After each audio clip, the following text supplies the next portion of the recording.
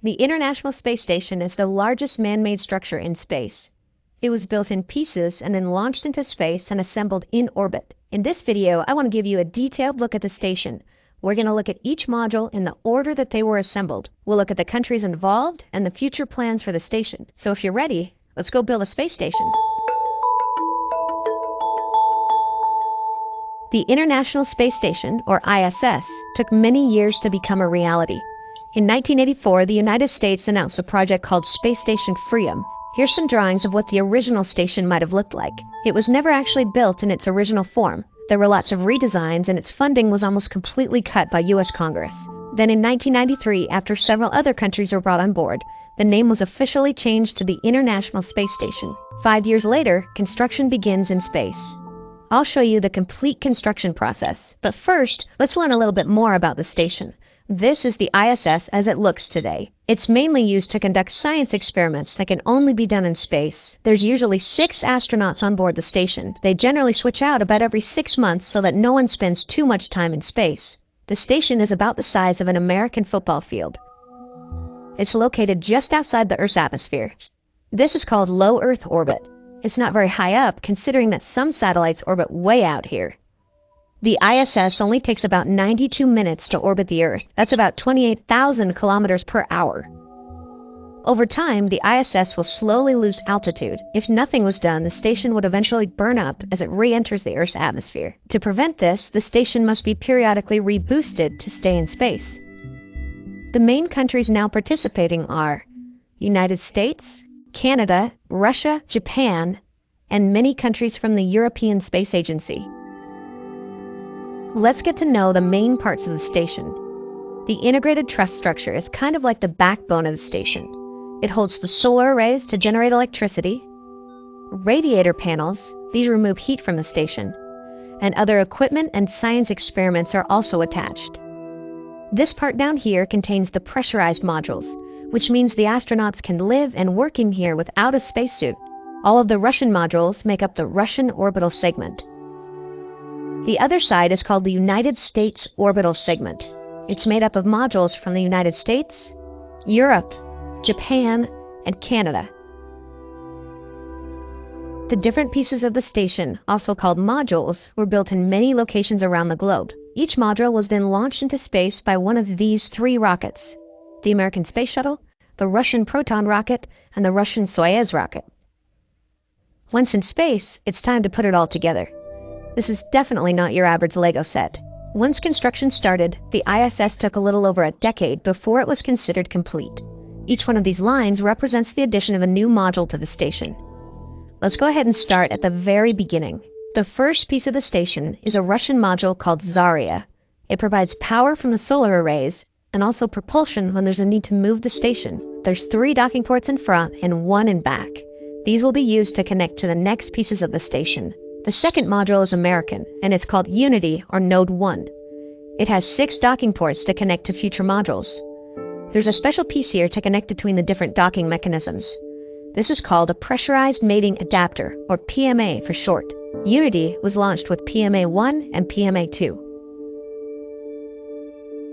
This is the Zvezda service module. It provides life support systems and is considered the functional center of the Russian orbital segment. It also has 3 docking ports in front and 1 in back.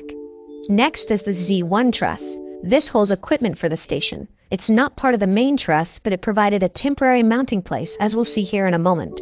PMA3 was then added to the bottom side of Unity. It's always good to have an extra one of these around. The P6 truss was temporarily mounted to the top of the Z1 truss. This includes the first solar array wings. This provides much-needed power to the growing station. Radiator panels were also installed to help remove excess heat from the station. At this point, there was enough functionality that astronauts can start living aboard the station, instead of just temporary visits. From November 2000 until now, there has been a continuous human presence on board the station. The Destiny module is also called the U.S. Laboratory. This is a place where a lot of scientific research happens. A little rearranging was necessary so the Destiny could be installed.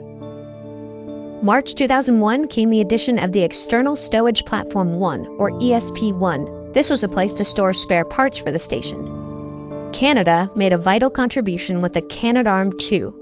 It's a robotic arm that can help around the outside of the station. It's usually controlled by an astronaut who's on the inside of the station. Either end of the arm can be attached to one of these grapple fixtures that you'll find on various modules. The Quest airlock allows the astronauts to safely step outside for a few hours to perform an EVA, also known as a spacewalk. This is a Russian module called Pirs. It can be used as an airlock for spacewalks or as a docking port to allow visiting spacecraft to attach to the station. Now we get to start building the integrated truss structure.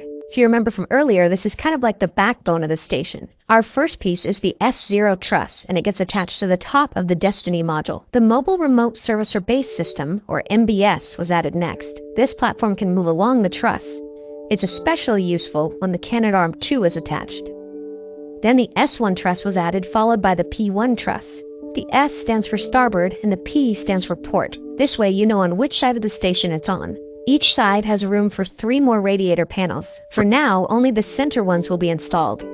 ESP2 was added to the station right next to the Quest airlock. This is the P3, P4 truss segments with solar arrays and another radiator panel. The tiny P5 truss goes at the end here. To balance out the station, we'll have to retract a few panels. The following year, the other sides of the truss were added as well. ESP3 goes down here, and then the P6 truss can be moved to its final resting place. It's also time to deploy a few more radiator panels. The Harmony module is also called Node 2. It will be attached to the forward end of Destiny, but first we have to do some more rearranging. Harmony has 6 docking ports which will allow for further expansion of the station. Next comes the Columbus module, which is a European laboratory.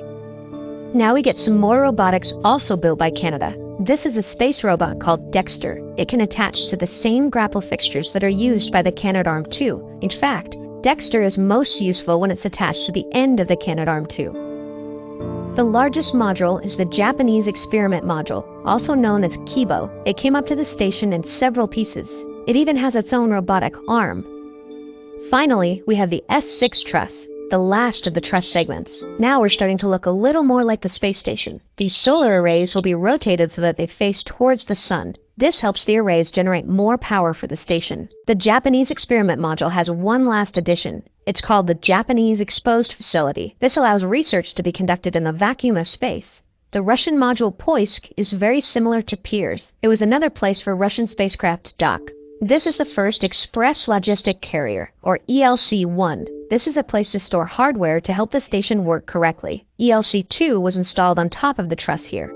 The Tranquility module, also known as Node 3, is added to the side of Unity. On the bottom side of Tranquility is a small room called the cupola. This has 7 windows from which to see the view. Each window has a cover that can be closed when they are not in use.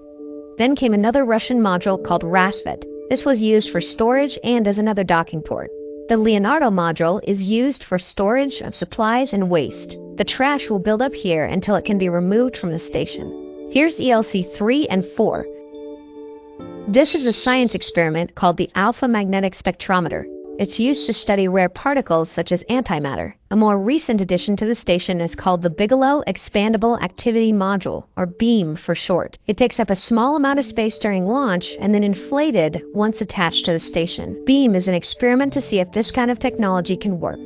The ISS only has funding through 2025, but hopefully that will be extended. After that, we may see pieces of the station repurposed for other projects in space.